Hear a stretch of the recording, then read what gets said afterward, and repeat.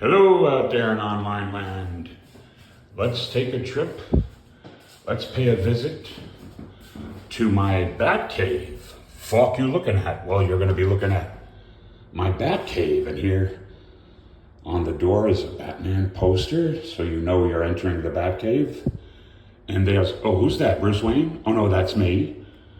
And there's Batman. I'm Batman. And then we go inside to the bat cave and we go into the kitchen. Oh, look, and there's Batman. Batman's here in the kitchen waiting to greet you. I guess, oh, he's waiting for his dinner, maybe. Maybe he's hungry. And then we go over here to my Batman display. Right here, you see. Where I have some really good Batman graphic novels. There's an action figure and oh, I won't be able to finish this tour of the Batcave because I'm due to talk with Kenai Andrews in his MMA podcast. And this is a special edition where we're going to be talking about the Batman. So Batman has his aide, Lucas Fox, who does his technology, and I have my own Lucas Fox, Lucas Galicia, who sets me up here. And as soon as he sets me up to do this podcast, we'll be talking with Kenai Andrews and talking about the Batman. What's that? Shout out to Lucius. Shout out to Lucius right? and shout out to Lucas. Yeah, shout out to Lucas. Lucas Galicia. All right, Lucas. So are we good? Yeah, we're good. We can see you fine. Take it away, Vic. Okay. Well, we're going to talk about my favorite superhero, the Batman. And make sure you say the Batman, because the distinguishes the Batman from Batman. And the distinction is, when you say the Batman, that's the serious Batman. Right. Batman is, for children of all ages. But the Batman, that's the one, that's the modern day Dark Knight. Right. Gotcha. Okay. Yeah. And, well, you ask me whatever questions you want, but, Batman goes all the way back to 1939. Okay. Because in 1938, they create DC Comics was doing very well, selling a lot of Superman comic books, and they went to Bob Kane, who gets I'm going to talk about Bob Kane. He gets the credit for creating Batman. Bob Kane was employed by DC. Right. So the powers that be at DC said, hey, Bob, we want another superhero like Superman to, sell a lot of our comic books. So Bob Kane basically just came up with the name Batman. Because his original concept would have never worked. We wouldn't be talking about Batman today. Bob Kane had him looking really silly. A red shirt, two silly-looking bat wings, a mask like Robin wears, and blonde hair. Now, what Bob Kane did, Bob Kane hired this writer. Bob Kane was the artist. Bill Finger was the writer. And they worked together. So Bob Kane hired Bill Finger to help him. Right. And Bill Finger said, hey, Bob, you're calling him Batman. What do you got him with a red shirt, blonde hair looking like that? He should be like a bat. He should be in dark colors, not red. Should be, gray, black, and look like a bat and come out at night. So Bill Finger really created Batman. Bob Kane came up with the name. Bill Finger really created the look and everything. Then they hired this other artist or writer, Jerry Robinson. And Jerry Robinson and Bill Finger came up with Robin and the Joker. And basically, Bob Kane took all the credit because he was the one employed by DC. And he employed these guys to help him. And he didn't give them any credit. Okay, so and Finger. For years, well, go ahead. So Finger was working for Kane then? Right. Bill Finger was employed by Kane. Kane was the one working for DC. Okay. So DC didn't care how he came up with the character. They, as long as he came up with it. They didn't care that this other guy really was the creator, that, really came up with the look and everything. So, Bob Kane was the artist and Bill Finger was the writer. But Bill Finger gave a lot of input onto what Batman should look like. Right.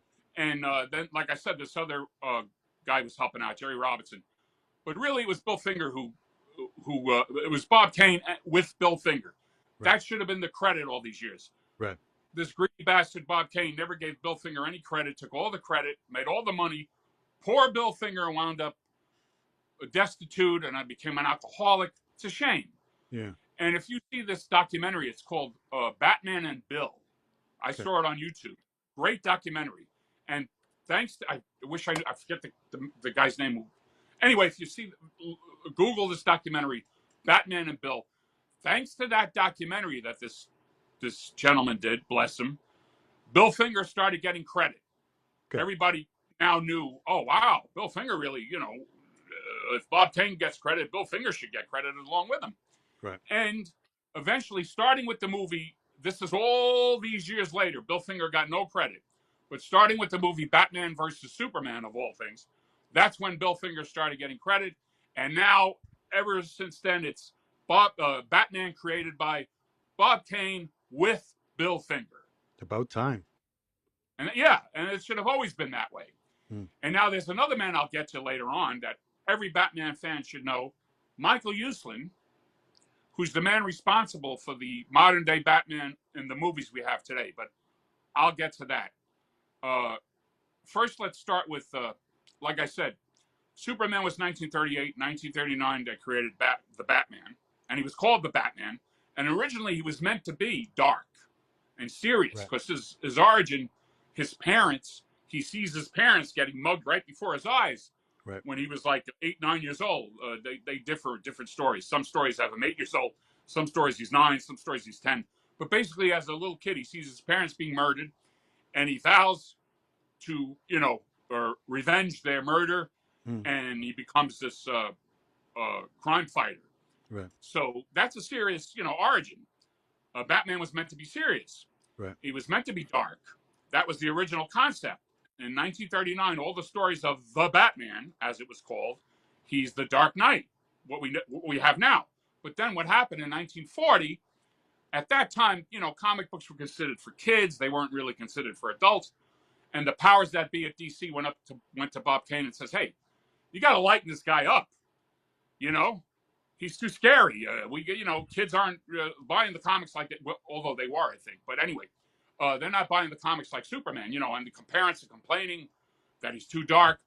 So that's when they lightened him up in 1940. They gave him Robin. That's the main reason why he wound up having Robin. Right. To make him more kid-friendly. Now, he can't be such a vigilante because he's got this kid with him and for the kids to identify with. And as I said, Robin was also created by Bill Finger, along with this Jerry Robinson, and they also came up with the Joker. So Bill Finger has a lot to do with the creation of Batman. And like I said, originally the Dark Knight concept was the original concept, and then they lightened him up and they gave him Robin. And now recently we're back to what the original concept of Batman should be. Right. Because like I said, it was 1939, and then in 1943 was the first Batman movie. It wasn't really a movie. They were serials. They called them serials. And they would have them in the movie theaters before the main movie. You would have these serials. And they were like chapter 1 and 2 every week. Well, one Saturday, mainly for kids, kid matinees. You'd have chapter 1, then the next Saturday, chapter 2, chapter 3. There were 15 chapters of this Batman let's say movie, and it was made in 1943 with Lewis Wilson was the first Batman in the movie theaters. Douglas Croft played Robin, and they were real cheap looking. They were basically, you laugh at them. You see them today, and just, they're comical. And then 1949 they did another one, 15 chapters, with the actor was Robert Lowry played Batman, and Johnny Duncan played Robin. Okay. And then it wasn't until 1966 when we got the TV show with Adam West. Right. And I always had a love-hate relationship with that because I loved it. I enjoyed it. I was glad that Batman was on TV now in color, twice a week, Wednesday night and Thursday night. Part 1 would be Wednesday. Part 2 would be on Thursday at 7 or 7:30 on Channel 7 WABC here in New York. And the thing was, I felt as a kid, well, they're kind of making fun, not making fun of Batman, but he's kind of goofy, and you're kind of laughing at him. Mm-hmm. He's not the serious Batman that us real Batman fans want. This is the But POW Zoom BAP era.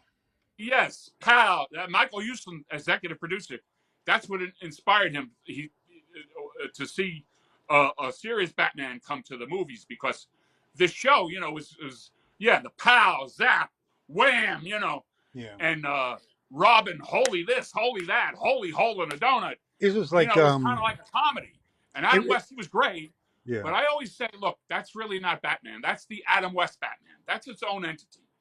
And I enjoy it. I appreciate it. It was very clever. The writing was brilliant, but it was more of a comedy. It wasn't serious. And yeah. Yeah. that was very popular, but it only was. lasted 3 years, three Yeah. seasons. Yeah. But and then, it only lasted a couple of seasons, Vic, but it kind of lingered on for a long time, because into the 70s, I was born in the 70s, so I remember the early Batman, the Super Friends and that sort of thing. And that Batman was still kind of watered down to me. He was more serious, obviously, than in the 60s, but he wasn't quite near the dark Batman that you were speaking of earlier times.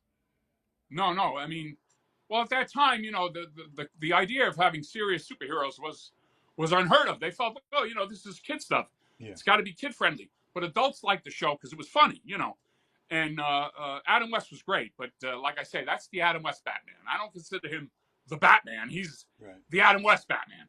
And yes, the show remained popular, even though I guess it was, that type of writing. And it was on twice a week. It wasn't on once a week. It was on Wednesday and Thursday, part 1 and 2. So they ran out of ideas, to keep writing for that. It probably wasn't easy, to write that kind of show. Yeah. But it was very popular, and then it was really popular reruns. Mm-hmm. But at the same time, that's what killed Batman. The powers that be, the geniuses, they felt that, well, after the show went off the air, nobody was interested in Batman anymore, except for those reruns. Right. And if you wanted to make a serious Batman movie, that was unheard of. Batman is is supposed to be campy, like the Adam West movie. Was it fair to say, Vic, that when Batman went off the air, that Superman really kind of carried the torch for most of the superheroes after, like in the 70s, for example? Yes. Well, the superhero show in the 50s before Batman, the Adam West Batman was 1966. Blah, blah, blah. Sorry, my tongue got in the way of my teeth. The Adam West Batman was 1966 and 67. There was a Superman show in the 50s with George Reeves, and that was very popular, and that was kind of kid stuff. But, when you were a kid, you loved this stuff. I mean, you were so happy to see Superman and Batman on TV. Right. And then, in my opinion, in the 70s with the Christopher Reeve movie, that was the best Superman ever. The best Superman. That kind of changed the game, didn't it? It kind of opened everything. Well, it didn't really change the game. What happened was the first two Christopher Reeve Superman movies are great. The best Superman movies ever made. I don't know if they'll ever top them, but it still didn't. Those did very well, but it didn't open the doors for other superhero movies yet. Right. Not until the '89 Batman. Okay. That's really what made people, the powers that be, realize, wow, these superhero movies can be done seriously and can make a lot of money. Right. And the superhero craze really started after the 1989, Batman, Tim Burton Batman movie. Right. And that's really what started it. Right. Even though the Superman Christopher Reeve was first, it did very well.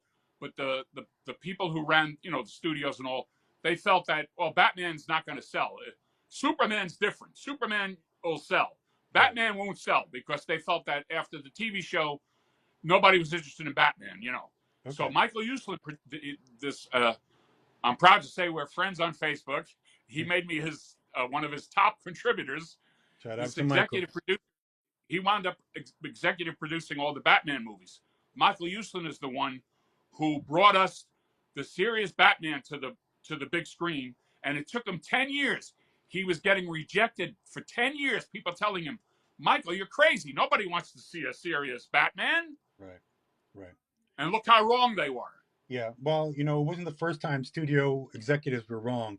But you got to give credit to Michael for being persistent enough to keep knocking at the door and get this thing done, because that 89 Batman with Michael Keaton really opened the door for more, not just the Dark Batman, but more Batman content.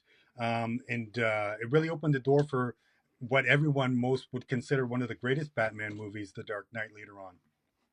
Oh yeah, well, my favorite is the Keaton one because Jack Nicholson was a great Joker, and I just love that movie. I could watch it over and over. My second favorite is The Dark Knight with Christian Bale, and also that one Heath Ledger as the Joker. So yeah, when you got Joker in the movies, Batman, the not just the best Batman villain. I think the Joker is the best villain of all time. Mm-hmm. And those are my two favorite Batman movies. I also like the new one, the Batman. Yeah. It's called the one with Robert Pattinson. I Right. love that movie. Right. So my three favorites are, I would say, first the Michael Keaton one, then the Christian Bale Dark Knight, both with the Joker, and then the new one, the Batman with Robert Pattinson as Batman. Who was your favorite Bruce Wayne, and who was your favorite Batman? Oh yeah, that's a good question, because personally I feel like Christopher Reeve, when he was cast as Superman, he really wasn't a big star. Superman made him a big star. Yeah. And I would prefer they didn't cast known celebrities. I would prefer they cast unknowns, not known actors. Like Michael Keaton was already known. Well, Christian Bale really wasn't, so that's a good casting. Yeah. Christian Bale, I would say he's my favorite Bruce Wayne and Batman, just because of that, because he was, Michael Keaton already had a big career, and he was more of a comedian. And yeah, he did a good job as Batman. Mr. Mom, yeah. But and Beetlejuice, but he did a good job. He was a good Batman. But I would have preferred someone we didn't know. Yeah. And not only because look, let's face it, nobody's going to go to see Batman for whoever's playing Batman. They're going to go to see Batman for Batman. It doesn't matter who plays Batman. You don't have to cast these big celebrities and pay them all this money. You could give an unknown a break. You don't have to pay him as much, and he'll have a career after that. I would prefer they did it that way. So I don't think any of the Batmans are my favorite, only because they were well known.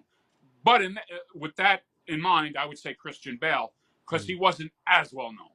Even Pattinson was known for those Twilight movies, Yeah. I would prefer someone like Christopher Reeve, who wasn't as well known, and then you really believe he's Batman.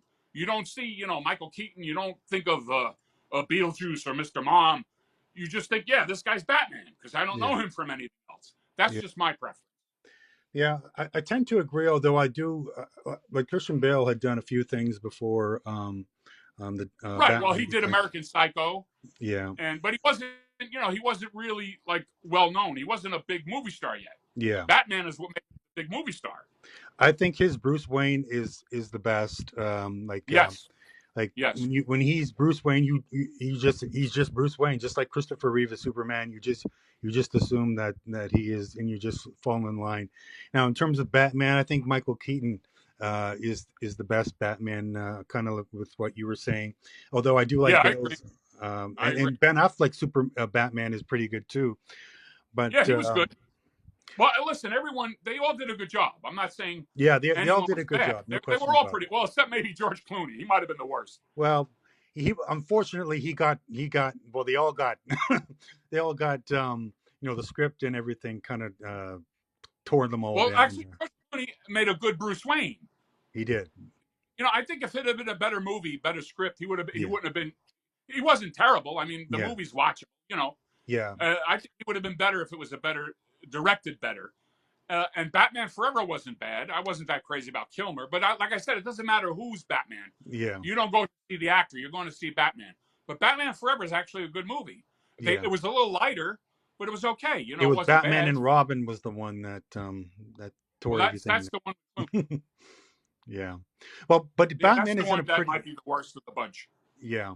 Now, but Batman is in a fairly good position in terms of the franchise, the Batman right now. Would you say, Vic? Because in the 70s and in the 80s, there was a dearth of hope in terms of promising Batman content. It was pretty much dominated by Superman, as we talked about. But now with the legacy of the Dark Knight and now these recent Batman movies, Batman is looking is in a much better position. Would you say? I think Batman's more popular than ever. Look, you got a new Batman animated series. By the way, the original Batman animated series, what the Batman animated, what was it called? The Batman. Anyway, Batman the animated series, yeah. Yeah, that to me is the best. That was great. That That's was really amazing. good. Mm-hmm. That's the best. But now there's a new one that looks pretty good. I haven't seen it yet, Right. but I will. The dark, what's the Cape Crusader? Right. Looks very good. And there's also they're working on the Batman movie with Robert Pattinson. They're working on that right now, and that should be out next year. Then there's the new Joker movie coming out, and then there's a Penguin with Colin Farrell as the Penguin. Excellent actor, excellent portrayal of the Penguin. They kind of made him like a mob guy. I like that. Right. And that's coming out on I forget what is that on the Penguin one. It's on one of the. There's so many different streaming channels now. Yeah. So, but you have the Cape Crusader animated series. You're gonna have the new Batman movie, the Joker sequel, and the Penguin show television thing. Maybe you could look while we're see where that Penguin is. Okay. It's gonna be on. If you Google it, That's I should have known. I should have had this ready for air, but no worries. Anyway, I'm sure fans know what I'm talking about. It's being talked about, because the Penguin was in the last Batman movie, so now they're doing a whole thing about just the Penguin, and like I said, the sequel to the Batman, the sequel to the Joker. So yeah, Batman's more popular than ever, if that's possible, because I don't think he's ever not been popular. Although they say there was a time he wasn't as popular, but I think it's because, like I said, the idiots, the powers that be didn't realize. Looks like it's going to be on Batman. HBO. Oh, HBO, okay. Yeah. Like where The Sopranos was on. Right. So I should know. But yeah. Close to home. I think Michael Uslan, nobody's interested in Batman. I think they were wrong, and Michael Uslan proved that they were wrong. There's a lot of interest for Batman. Yeah. No, there is. And Batman, in terms of the superheroes, Batman is one of those personal heroes that people really relate to. And why do you think that is, Mike, Vic? Well, because he's human. See, that's why as a kid I always preferred Batman over Superman. Because Superman to me was kind of boring because you couldn't hurt him. Yeah. You couldn't hurt him. Batman could be hurt. So I identified more with Batman. Plus, the most ridiculous thing about Superman, I mean, I love Superman. I enjoy it. I accept it for what it is. But, come on. I mean, Clark Kent, he puts on glasses, and you can't tell he's Superman. I mean, Lois Lane, Jimmy Olsen, Perry White, they all look right in Clark Kent's face. They all look right in Superman's face. They can't see it's the same guy. Yeah. And Lois Lane's supposed to be such a smart woman now, and they can't see that. Oh, just take the glasses off. This is Superman. Yeah. I mean, come on. So I never bought into that. Yeah. I no matter how you try, I don't think you can make Superman as realistic. Like you can Batman. Right. Although they're doing a good job with Superman too now these days with the graphic novels. They try to make it as believable as they can. But I really feel you can't make Superman dark. Superman has to be light. It's fantasy. Batman you could make dark. Batman you could make more realistic. Superman has to be complete fantasy. I always thought that Batman and Spider-Man in particular were those two realistic superheroes that people and kids really related to because of their, like you said, their realistic stories and realistic adventures that they had. And the villains that they encountered, they were really formidable.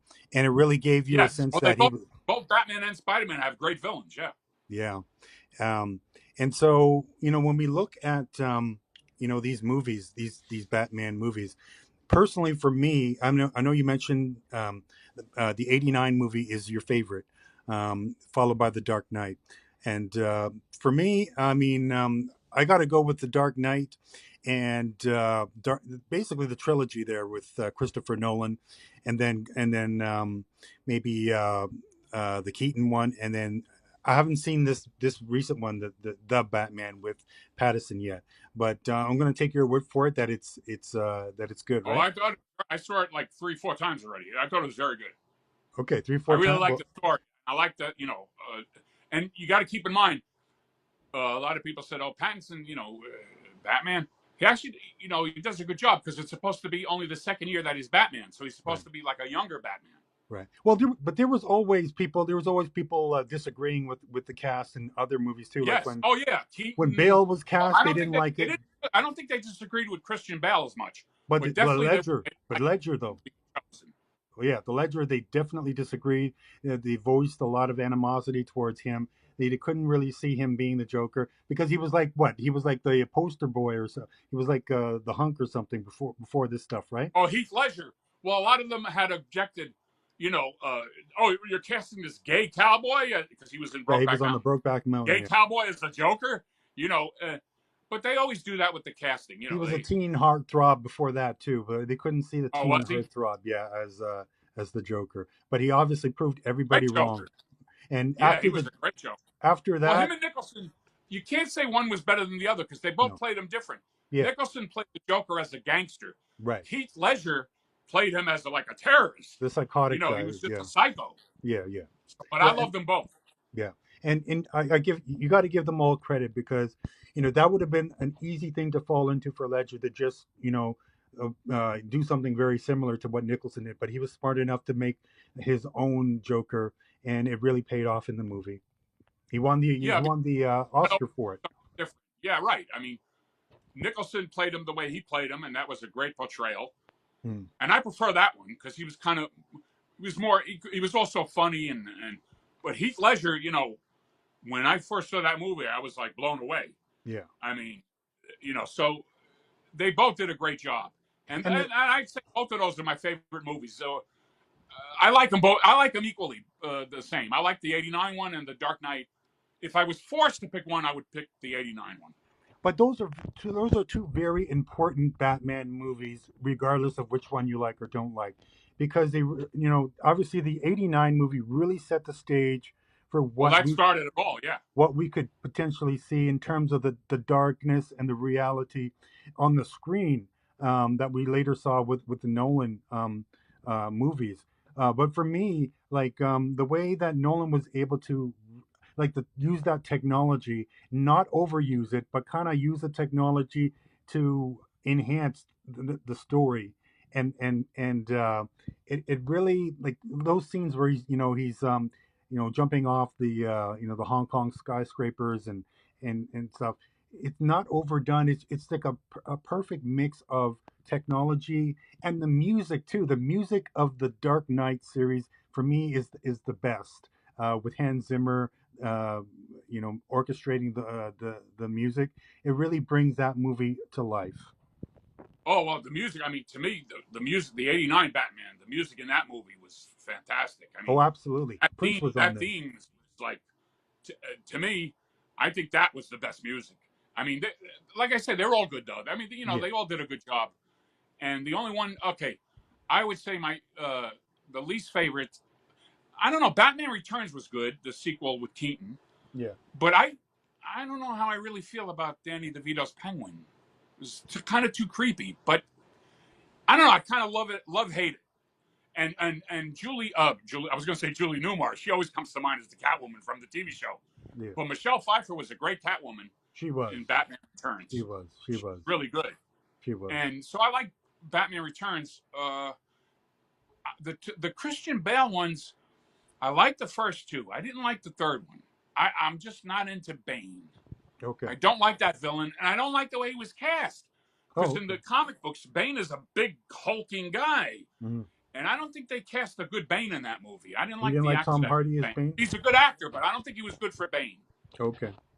I like Tom Hardy. I thought he played Bane well, but Well, he's a good actor. I like him as an actor, but I just that didn't think he was that right for Bane. movie Bane that is movie supposed to be this big hulking guy who had broke Batman's back. yeah. I don't believe Tom Hardy could do that.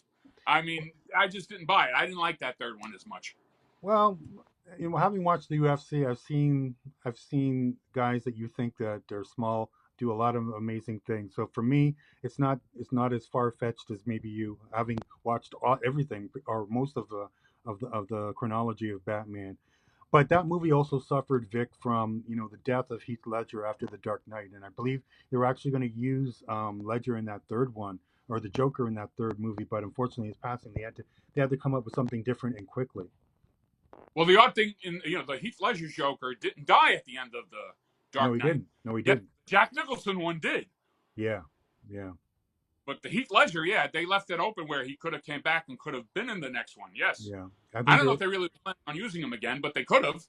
Yeah, from what I've read, they were planning to use him, but obviously, once he passes, you can't use him, at least Right. not to the effect that you want to, and so they had to scramble and come up with something.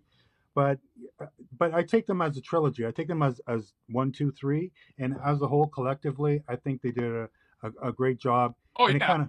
it kind of opened up. They were good movies. I mean, like I say, some I might not like as much as others, but they're all watchable. I mean, I could watch all of them. Everyone, and I just like Batman so much that even if they're doing something I'm not too crazy about, I still enjoy it. But more importantly, the Dark Knight opened the door, pushed things forward where we could have more Batman movies. And I guess that's where Ben Affleck comes in. We had the Batman versus Superman. Was that the next one? Well, what happened was, this is interesting because the Batman movies, they all did very well, I think, except for Batman and Robin, because Keaton did. Oh, that was phenomenal. Yeah. When the 1989 Batman, I don't think we're ever going to experience an impact a movie like that movie had. When I remember when it first came out, it was a big deal. And then Batman Returns did well, and Batman Forever did well.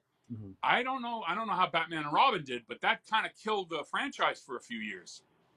They felt that, all right, we're done with Batman until The Dark Knight. Yeah. Oh no, Batman Begins was the first one with that Christopher Nolan directed with Christian Bale. Right. Batman Begins started it all over again and brought Batman back. Right. On the big screen, and now it hasn't stopped since then.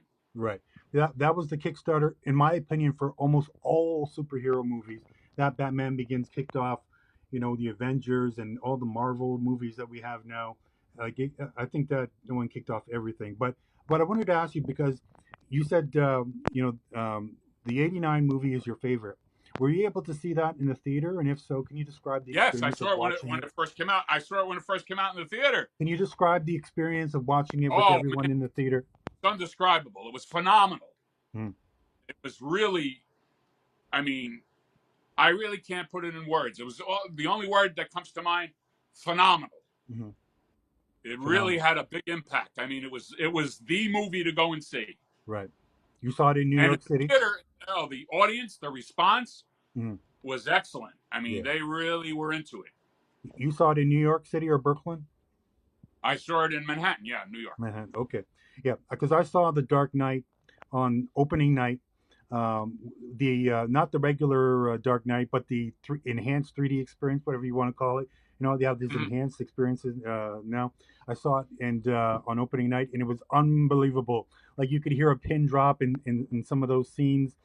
And, those movies too. Yes. Oh yeah. I would say the first two with Keaton, Forever, had a good response. Those first three, and then the three, the Batman Begins, the Dark Knight, and the Dark Knight Rises. They had a great impact on moviegoers. Do you remember? Do you remember that paperclip scene in The Dark Knight where the villains are shooting at Batman's vehicle? They're putting all the heavy artillery on the vehicle, and there's a bit of silence, and then you hear a paperclip drop on the ground. When that paperclip dropped on the ground, the whole crowd just erupted in the theater. From what I remember, it's like like the humor in these movies from almost all the Batman movies it's just great humor. That's another element of these movies that I really enjoyed, the humor. Well, yeah, the Batman Forever. They started that's the Batman Forever and Batman and Robin. They were lighter. They made it, and it was kind of almost like the Batman Forever. There were scenes, almost a homage to the '66 show. There was that kind of humor, right. And but they didn't do as well. People really want to see a dark Batman, like the new one with Pattinson is very dark. Yeah. There's no humor, you know. Right. And so, but that's the thing about Batman. You could choose whatever Batman you like. You could have a real serious dark Batman. You could have a Mm-hmm. humorous Batman. Batman is very versatile, very adaptable. Mm-hmm. You know, there's a Batman for everyone. Yeah. And But I'm sorry, go ahead. but Batman needs people too. Like in all of these, like some of the minor characters in these movies have been also very memorable. Obviously, Alfred comes to mind. His trusty Well, butler. Alfred, very important to Batman, yes. The way And I Michael like the Caine character they added, Lucius Fox. and Lucius Fox is another one. Anna Ramirez in the Nolan movies is very memorable to me as well. And of course, Commissioner Gordon as well. But who were some of your favorite minor characters in the series? Minor characters in Batman. Like yeah, like for example, like Lucius Fox, was he Well, he's not minor. Fox has become a very important, I think, a very important character. He's a newer character. Yeah. And that's another thing. While we're on the subject, what I don't like about like in the new Batman, which I haven't seen the Cape Crusader animated series, but like they made the Penguin a female.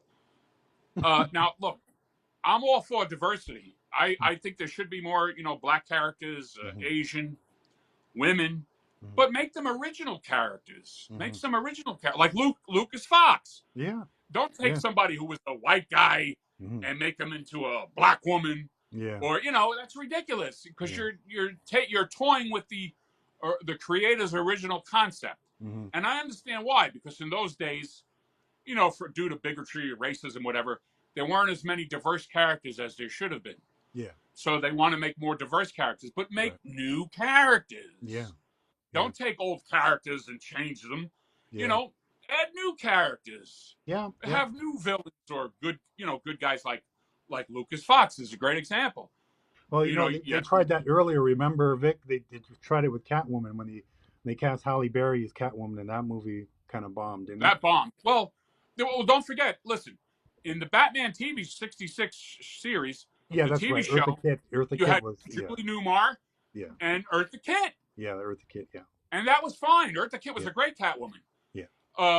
But that was different because I don't know. Um, Catwoman. It's not like. Well, they tried to play her serious, like with Halle Berry's Catwoman. They tried to make her Yeah, like well, that was just bad. That was just a bad movie. yeah, like That was a bad movie. yeah, like they But tried to Eartha make the Kitt's a great character something than what it actually was. Yeah, and it wasn't like the Catwoman. They changed. It wasn't just that because she was black. That was a minor No, point. The no, fact is, it wasn't the character. It wasn't the yeah, Catwoman that we know and love. the way they did You can't change these characters too yeah, drastically. yeah, like I mean, the what do way. you think about the Penguin being a woman? I mean, I'm not a fan of it, to be honest. For the reason that you mentioned. I mean, when I think of the Penguin, I think of what's his name, Burgess Meredith. Burgess Meredith. Let me tell you, that TV show, the villains were great. Yeah, Cesar Romero, the Joker, yeah, Frank Gorshin, the Riddler, yeah, yeah, Burgess Meredith, the Penguin, Julie yeah. Newmar, the Catwoman. They were great villains. They're They almost were like they come to when you think of they those were villains, you larger almost than think of life. them. They were larger than life. Like they really just brought the character to life. But the thing is, like I said, you shouldn't change the characters too drastically. Yeah, Look, okay, the Penguin now he's like a mob guy, and that's fine. It works. mm-hmm. He's not like the Penguin. Yeah, Now he's almost like a Sopranos character, yeah, and so it works. yeah, But he's still the Penguin. They're yeah. not changing it that drastically. They're But just making it yeah, female, you're really changing that. The Penguin wasn't never a woman. yeah, yeah. Why That's a didn't they hard just fact. another character? Yeah, Now I haven't seen it. What I see of the show looks good, and that's not going to stop me from watching it or from liking it. yeah, I would just prefer that they didn't do that kind of thing. mm-hmm. I don't know.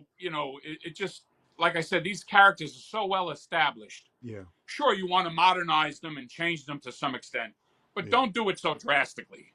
yeah. And you mentioned The Sopranos. These movies have a lot of influences going into them and coming out. Like you referenced The Sopranos. I see a lot of The Godfather in the Nolan trilogies, and Terminator 2, as well as NYPD Blue and Hill Street Blues when you have those police scenes in these movies. Are there any other influences that you see from other movies in the Batman movies? Well, no, but that's a good point you bring up, because I love that. My favorite shows are some of the ones you mentioned: Blue Bloods, uh, NYPD Blue, Hill Street Blues. I used to like, but I don't know; it doesn't hold up as well anymore. Yeah, I mean, NYPD Blue blew it away. it That's did. the Yeah, most realistic. That's the most realistic police show. agreed. Those are my kind of shows, and I like, of course, Sopranos. So yeah, I like those crime, cops and robbers, and I think that's why I like Batman so much, because it kind of falls in that category, Yeah, like when they do especially the the way. or Lau or Falcone, whatever, you can see a lot of NYPD Blue in those scenes. Yeah, definitely, and that's why I love them so much, because just they're kind of like those crime dramas, Yeah, and yeah.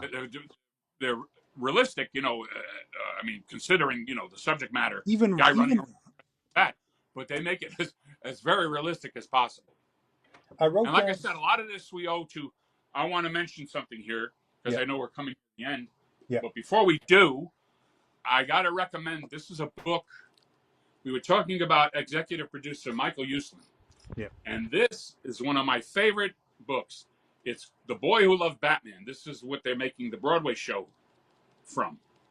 Out of this, this is Michael Uslan's story of how he brought us the Dark Knight Batman to the big screen. Right. And I really recommend it. It's great reading. And here is also the audio book. So I had read the book 2 times already. One of my favorite books, and I'm now listening to the audio book, and I keep going back listening to chapters over and over again.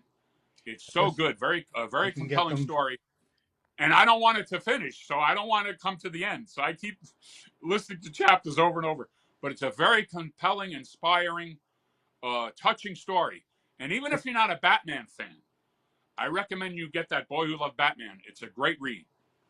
And I guess And you can then get that. read the book, and then get the audio book. And Michael Uslan, you should send me a check for promoting you so much. I expect money in the mail from you. No, Michael Uslan is, I'm telling you, he's my real life Batman. Yeah. I think of myself as the poor man's Michael Uslan. Yeah. But, I but agree. his story is, I'm telling you, I highly recommend the book. Read it. You'll be glad you did. We could get it from Amazon and other Oh online. yeah, I got mine. Well, Amazon or eBay. I forget which one. I think it was Amazon or Yeah, eBay. Amazon. Either one. Yeah. But no, I think mainly, yeah, Amazon. Yeah. And very reasonable. Mm-hmm. Here I got the hardcover. It's a really good book, a really great read. And like I said, then I recently got the audio book, Right. and man, I love listening to this. So either one you get, I would get both actually. Right. But yes, it's worth whatever you pay for, and you can get it very reasonable if you order it from Amazon. And this is no shocker, but shout out to Michael Uslan again for the work that he did, so that we could all enjoy these amazing Batman content going Well, yeah, back to you read the book. 1989. It took them 10 years to get this, but people to understand that yes, you could do a serious Batman movie and it'll be successful. He was told, one guy told him, one of the geniuses ran one of the studios, said to him, "Oh, Michael, uh, Batman and Robin will never sell because Robin and Marion bombed." Yeah. And he was like, "What the hell does Robin and Marion have to do with Batman and Robin?" "Oh, don't tell me he's saying that because his name is Robin Hood, and he's got Robin and Robin Hood and Robin. They're not the same character." There was a movie, I think it was in the 70s. They made a movie called Robin and Marion with Sean Connery. Right. And I think it was Audrey Hepburn. I forget who played Marion. But anyway, it was about an older Robin Hood and an older Marion. Okay. Movie didn't do that well, at the box office. Right. But, that had nothing to do with Batman and Robin. And then another genius, one of the other heads of one of the studios told him, "Oh, Michael, Batman will never make money in the movies because Annie bombed." Annie? And Michael Uslan said, "What does Batman have to do with, Little Orphan Annie?" And the guy said, "Well, They're both from the funny papers. Yeah. So this is what he was dealing with. Yeah. But he never gave up. He stuck to it, and eventually he got the movies made. Yeah. Shout out to Michael. Well, we're almost out of time here, Vic. It's been, the time just flies by when we talk about things like Batman. Well, I really appreciate you taking the time to talk about the Batman today, Vic. Really enjoyed listening to your thoughts on Batman, the movies, and the history of Batman. Because if for those who are unsure, Batman goes, as you said, back to 1939 with Fingers and Bob Kane. Let's put them both in the same sentence and make sure that they both get the credit, but particularly Yes, what's Finger. billing now, as it always should have been, is the Batman created by Bob Kane with Bill Finger. Exactly, and that's the way. Bill Finger's passed away, obviously by now, right? Correct. Oh yeah, he passed away a long time ago. Yeah, Unfortunately, he never lived to see him get the credit he was due. yeah, Like I said, it wasn't until that documentary, Batman and Bill, yeah, that he finally started getting the credit he should have always been getting. But yeah, at least he's getting it now.